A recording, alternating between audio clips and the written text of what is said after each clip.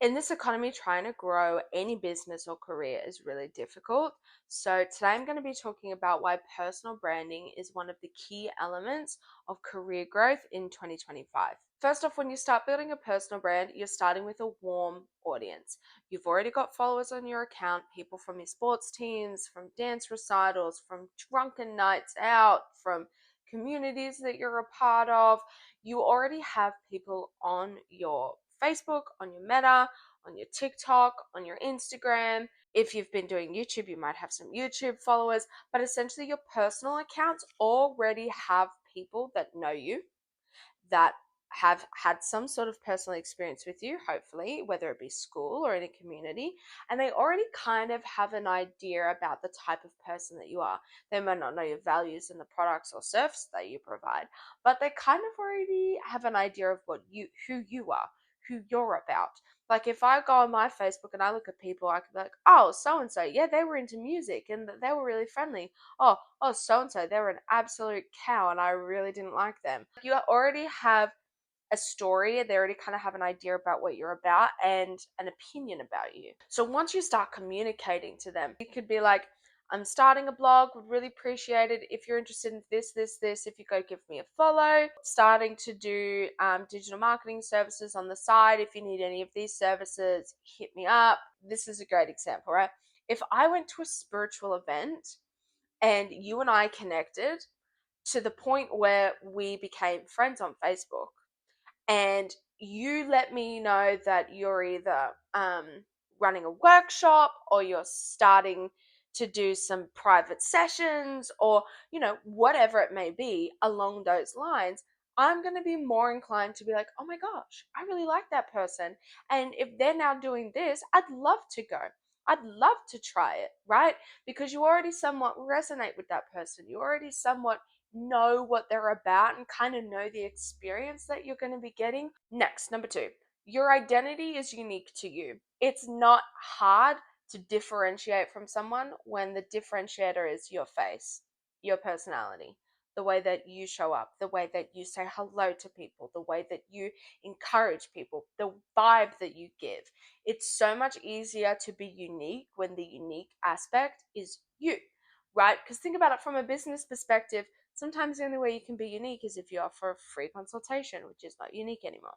Is if you offer a discount, especially expensive, or if you use only vegan products, right? And they're really hard to stick to, especially during economic downturn. There's this facial place near my parents' house, and I looked at the place, I thought, this place is super cute. I want a facial. I know they're super close. Let's go see what their prices are. Their prices were so outrageously expensive for a facial. I thought, what the fuck? And I looked at their products and they were all vegan, all animal cruelty free, blah, blah, blah. I said, that's so lovely. And I'm so glad that that's the avenue that you've taken, but I will not be paying your prices. But I'm sure there's people in the area that would be paying those prices, but I'm not. Come COVID, come people don't have any spare money, come everyone is struggling for cash, I can guarantee you they are the first service that's going to be knocked. And the only way that they're going to be able to try and draw in clients is if they lower their prices, which may not be feasible for them. And that's their brand. They're an expensive luxe brand. So when people don't have money, what does the business do during that time? They go against their values, they go against their morals, they go against their business structure in order to get clients through the door. It's really difficult for those types of businesses because there's not much wiggle room for change and evolution during downturns. Whereas for a personal brand, if all of a sudden, right, if I offer personal breakthroughs, I offer marketing coaching, I offer personal branding, I offer done for you marketing services, I offer NLP techniques, come economic downturn, if I'm struggling for cash, I can swap my services to things like one-on-one Reiki services, group sound baths. I can shift my services because I'm the brand. And I can turn around and say, COVID's really tough for anyone. I want to use my energy healing to support others. I'm doing half price Reiki sessions. I'm doing a group sound bath for free or for $20. You know, I can shift and evolve my services or my product. My brand is about what I'm offering to my clients during their current situation. It doesn't go against my brand, it doesn't go against who I am, because as long as I stay with my why I'm doing it, I'm doing this to serve my customers, I'm doing this to provide support. The what I'm doing, if it resonates with you, great. If not, then I'm not here to serve you. When I started Sacred Sage Marketing, my vibe was like the Harry Potter library vibe. It was like the darks, and that's still the vibe of my business, right? But I found that that's not how people connect with me. People don't look at my brand and go, "Oh my gosh, it reminds me of the library in Harry Potter. I'm going to work with this brand because I love this vibe." No, it doesn't work like that. People do that for personal brands if it connects with what I'm doing, connects with what they need. People do business with people. It doesn't matter what your business is called, it doesn't matter what service you provide, it doesn't matter what the vibe or the aesthetic of your business is. If I meet you and you give me the ick, or I don't like the vibe that you put off, I'm not doing business with you. I walked into 2 bridal stores with my younger sister. The first one had a beautiful vibe and the lady was awesome. The lady was super lovely. Her vibe was very calm, was very extravagant. The whole experience, great. 2 days later, I go into a different bridal store with my sister. Complete different vibe. The lady was uninvested. My sister was told by both ladies, your wedding is really close, so you're going to have to buy off the rack, which my sister already knew. The first lady said, when's your wedding day? And my sister said, and she said, okay, well, because it's really close, we're going to have to look at options on the rack. Is that okay? And my sister goes, yeah, no worries, I already knew that. The other lady turns to my sister and goes, I've had a look at your wedding date. It's off the rack for you. Okay, I already knew that, right? Same sentence, different vibe, different reaction, right? And that was one of the first things she said to us. So the whole vibe was off. The whole experience was off. The way that she was standing, her energy was just hostile. It was uninvested. It was not great. I don't remember the names of the bridal shops, but I remember the faces of those women because I'm not doing business with the shop. I'm doing business with the lady selling me the dress. Nobody gives a shit about the business. It's about the person that you're dealing with. And that's where a personal brand is so powerful because it sets a little bit of structure behind the way that you behave and what people can expect. My third reason why personal branding is a key to success in your career in 2025 is because it focuses on the why, not the how and the what. Like I was saying earlier, you can easily shift your service, your product, your offering, depending on what's going on in your life, what's going on in your business, what's going on in the economy. If there's a new problem that your customers are facing, you're able to shift and evolve because you're not stuck to a brand. You're stuck to you and your values. And that's malleable. There is greater alignment between what you do and why you're doing it when you have a personal brand. When you have a business, people expect the what. I am a window cleaning company. I clean windows. Fantastic. Don't remember the name of the business. All I remember is that they clean windows and I have an email from them. But if you're dealing with a young bloke down the road who's cleaning windows because he's trying to save up for uni and it's a really decent price, you're going to remember that kid's name. You're going to remember if he did a good job. And if my friend turns around and goes, I really need to get my windows cleaned, I am more likely to remember the boy down the street than I am the company, because the company just took my money, came and cleaned my windows, and that was that. Whereas the boy had a story.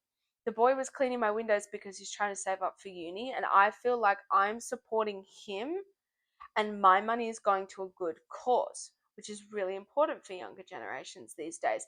And it's easier for an individual to communicate that than it is for a business, because when people look at businesses, all they see is someone trying to take my money. But when people look at individuals, they see somebody trying to be better, somebody trying to do better, and people resonate with that. The last reason why a personal brand is so critically important for your career success in 2025 is because it is the only way to build a portfolio career. Now, if you know me, you know I talk about portfolio careers and how I have one and how they are so game changing to living a life that you want for your entire life. A portfolio career is a career where you do lots of different things. For me, for example, I'm a Reiki practitioner. I'm a holistic counselor. I'm an NLP practitioner. I am a digital marketer. I have so many different qualifications and skills that I can use to provide support for my clients. Now, the way that I do that is through what I call my personal branding bootcamp, which essentially combines NLP with personal branding with marketing guidance. I can only provide that service to my clients because I have various degrees, because I have experience in various areas. So when you decide later in life, I'm sick of accounting, I really want to go into creating Excel spreadsheets, or I really want to go into life coaching, or I really want to be a nurse. You pick up these skills along the way.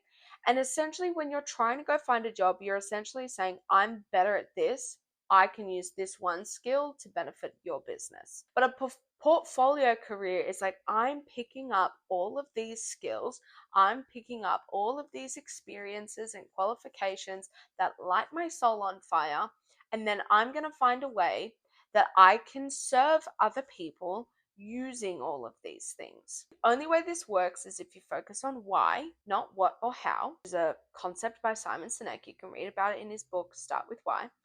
But it essentially allows you to say, this is who I am. This is my personal brand. This is why I'm in business. This is how I serve you and what the transformation is going to be when you work with me. Only a portfolio career combined with a personal brand will allow you to do that. If you try to do this in a business, it's going to confuse a lot of people because you're a Reiki practitioner, but you also do digital marketing, but you also do sound baths. I'm confused. Can you help me or not? This is the problem that I faced when I left my job and started my own business. I was focusing on the what. I do Reiki. I can do a private sound bath for you. I'm also hosting a public sound bath. Oh, by the way, do you need a website? And it was so confusing for my network that people almost were like too scared to ask. Once I swapped to personal branding, once I communicated my portfolio, people started to be like, oh, this makes sense. She's spiritual, so she's doing these things to fulfill her spiritual life, but she's also, this is all of her experience in her life. She's really good at marketing, so she provides it. Well, I'm a spiritual person and I'm starting a business, and she understands being spiritual and starting a business. So I know that she can help me. If you're interested in understanding more about a portfolio career, about personal branding, about connecting with your personal brand, make sure to like, share, and follow. I post every Wednesday at 10 a.m. Australian Eastern Standard Time, and I talk all about personal and professional development, spirituality, NLP techniques, energy galore. Thanks for watching.